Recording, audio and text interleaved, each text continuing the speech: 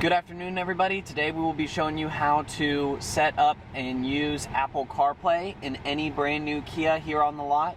The only two things that you need to set up Apple CarPlay are your iPhone and any USB charger for an Apple iPhone. The first step with setting up any Apple CarPlay in any Kia is to first plug in your USB charger. After plugging in your USB, plug it into the phone. It should automatically come up with Apple CarPlay. You may have to press allow on your phone, but it should automatically come up. Once you have Apple CarPlay set up, press it on the display. It'll show all compatible apps such as Waze, Spotify, and Messages. All of these are hands-free, so you can type in a direction. Republic Bank.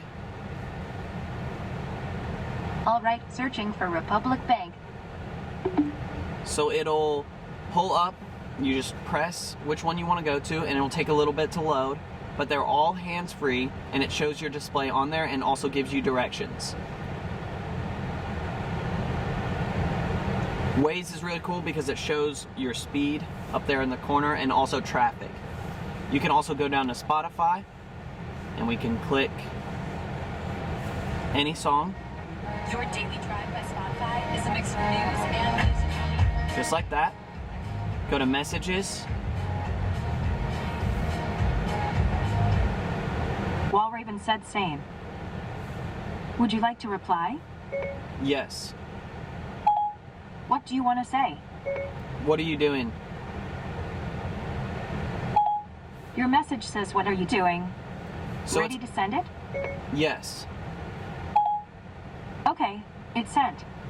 So Apple CarPlay gives you all hands-free. I didn't have to touch the screen once to type in anything, just to navigate. And if you ever want to go back to your Kia display, press that home button, and there you are. Shows you the song that you're playing. You can always go back, and it'll give you everything. Thank you guys for coming along for this video, and hope it helped.